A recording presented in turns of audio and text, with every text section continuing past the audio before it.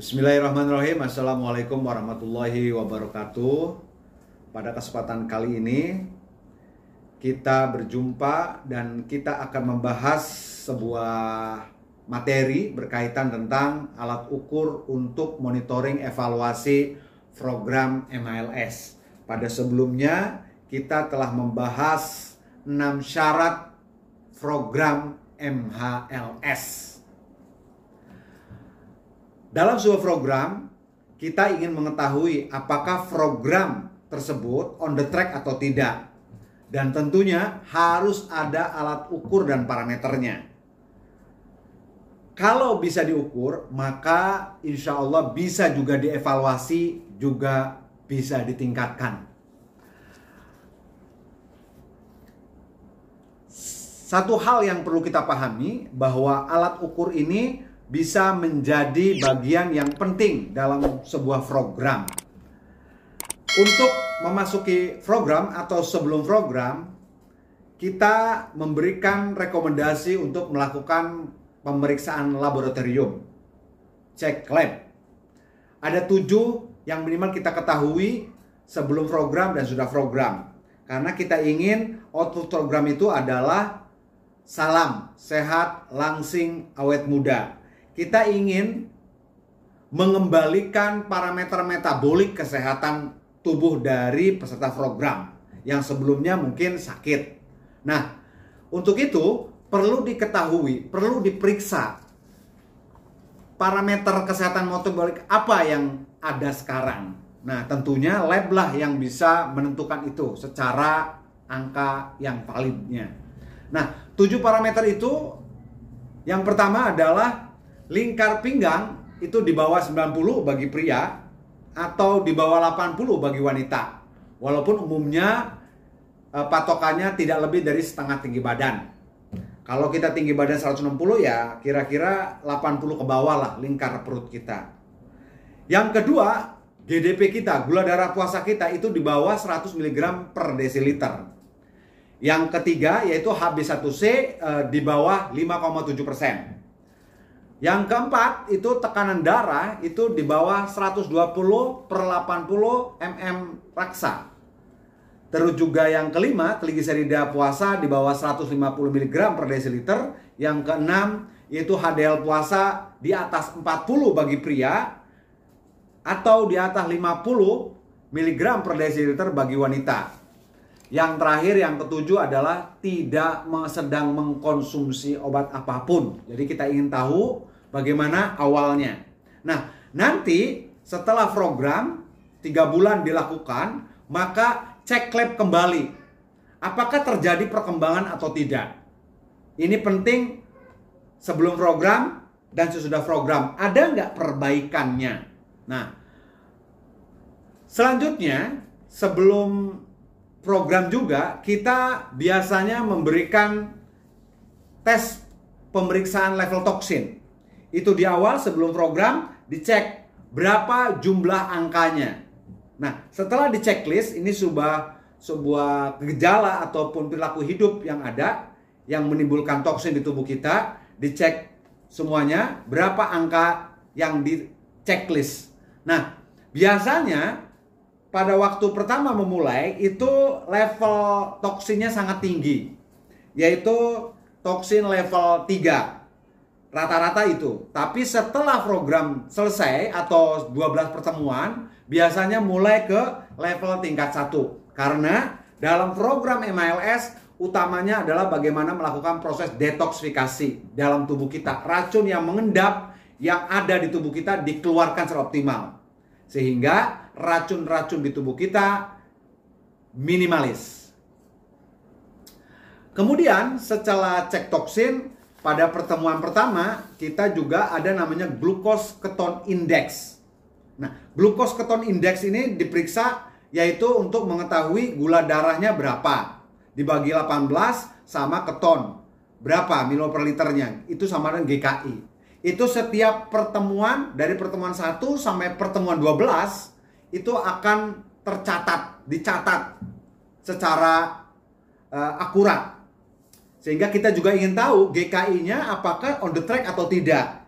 Apakah di bawah 1, apakah apakah antara 1 sampai 3, atau 3 sampai 6, 6 sampai 9, atau di atas angka 9. Kalau di atas angka 9 tentunya out ketosis tubuhnya. Jadi tubuhnya tidak mengalami terapeutik, recovery, healing. Dan kita target, kita ingin tahu glucose ketone index supaya lingkungan tubuhnya mengalami proses penyembuhan atau terapeutik. Angkanya tergantung pada keluhan di tubuh kita. Kalau keluhan tubuh kita ibaratnya cancer ataupun inflamasi kronis dan sebagainya, itu 1 sampai 3. Apabila untuk diabetes, obesitas, itu antara 3 sampai 6. Nah, kalau hanya sekedar untuk targetnya penurunan berat badan atau juga pemeliharaan kesehatan atau perawatan kesehatan, itu angkanya 6 sampai 9. Ini kita data dari pertemuan pertama sampai pertemuan 12. Jadi kita akan evaluasi, kita monitoring kenapa angkanya begitu dan begitu. Sehingga kita bisa perbaiki agar on the track kembali sesuai dengan target yang kita inginkan. Yang selanjutnya yaitu tadi GKI, glucose ketone index, maka selanjutnya adalah berkaitan dengan target zona ketosisnya. Apakah tercapai atau tidak, mulai dari tekanan darahnya, detak jantungnya, kadar hemoglobinnya, kadar gula darahnya, kolesterolnya, asam uratnya, kadar ketonnya juga. Nanti diperiksa dalam setiap pertemuan dari mulai awal sampai akhir 12 kali pertemuan. Jadi program ini selama 3 bulan terus setiap pekan, setiap minggu diperiksa datanya. Sehingga harapannya adalah datanya sesuai dengan apa yang ditargetkan. Dan kalau datanya sesuai dengan target, insya Allah keberhasilan dari program bisa tercapai dengan baik. Dan zona ketosis atau serum darah ini diperiksa dari pertemuan 1 sampai pertemuan awal sampai pertemuan 12. Yang selanjutnya yaitu monitoring tubuh.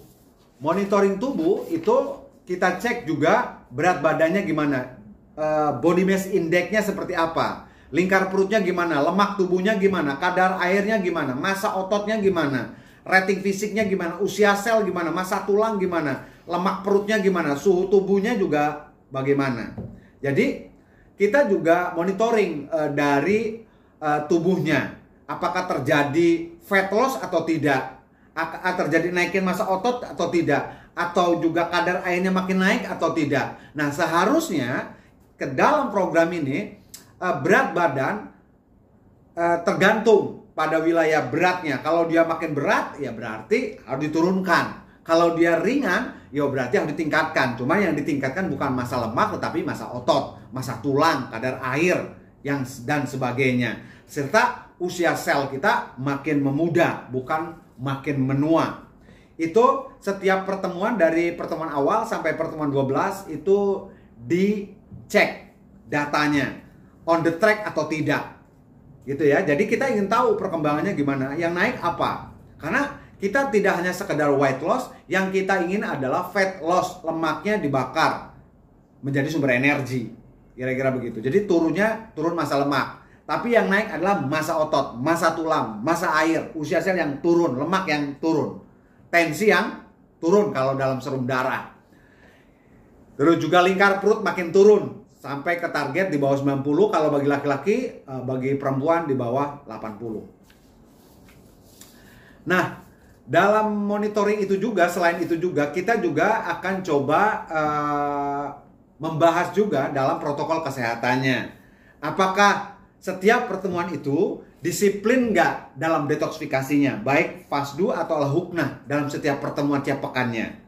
Kedua, apakah dalam program rutin berpuasa nggak? Nanti intermittent fastingnya, dry fastingnya, sama water fastingnya. Kalau kita awal intermittent fasting 16/8, terus 18/6 sampai 20/4. Kemudian boleh juga puasa dry fasting ketika tubuhnya sudah tidak stres ya. Makanya kita targetan di bawah 80 mg per desiliter boleh melakukan puasa dry fasting. Biasanya kita adaptasi pertemuan 1 sampai 4 itu adalah fase pengobatan. Nah, selanjutnya dari pertemuan 5 sampai pertemuan 12 itu fase penyembuhan. Nah, setelah rutin kita berpuasa dan tubuh kita nyaman, maka kemudian aktif bergerak, berolahraga enggak? Sinar matahari kita dapat enggak? Balap ngangkah enggak? Minimal 10.000 langkah sampai 30.000 dapat enggak? Serta latihan angkat beban minimal setengah jam. Dilakukan atau tidak? Terus juga manajemen stresnya. Apakah kita stresnya tinggi atau rendah? Terjadi distress atau terjadi eustress? Yang kelima, pola makannya halal thayyibah. Apakah oksigen, air, serta protein hewani tercukupi tidak tubuh kita dalam program tersebut? Dan yang keenam adalah tidur kita berkualitas atau tidak. Yaitu tidurnya di bawah pukul 10 malam enggak? Miring kanan enggak? Sama dapat enggak minimal 6 jamnya? Tidurnya nyenyak atau tidak? Lost in time atau tidak? Atau sering terfragmentasi, terbangun atau tidak? Nah, kira-kira itulah alat ukur dari program MHLS. Jadi, setelah program selesai, periksa kembali ke lab, terjadi perbaikan atau tidak. Kalau seperti dalam on prosesnya itu hasilnya bagus, maka insya Allah di akhir ketika cek lab ini, maka insya Allah juga bagus. Kemudian setelah kita cek lab, setelah selesai, maka kita mendapatkan output dari program MHLS, yaitu Salam Sehat Langsing Sehat Muda. Kita harapkan sebulan sekali, yaitu melakukan fase perawatan kesehatan atau pemeliharaan kesehatan supaya sehat, tetap dekat dengan kita, tidak jauh dari diri kita. Sehat ketika dekat, murah dan mudah; ketika jauh, mahal dan susah. Demikian yang bisa saya sampaikan. Terima kasih kepada yang sudah subscribe, yang belum subscribe. Diharapkan untuk bisa subscribe supaya agar tidak ketinggalan video-video kami selanjutnya. Stay relevant, stay ketosis, stay healthy. Salam pejuang MHLS. Terima kasih. Billahi taufik wal hidayah. Wassalamualaikum warahmatullahi wabarakatuh.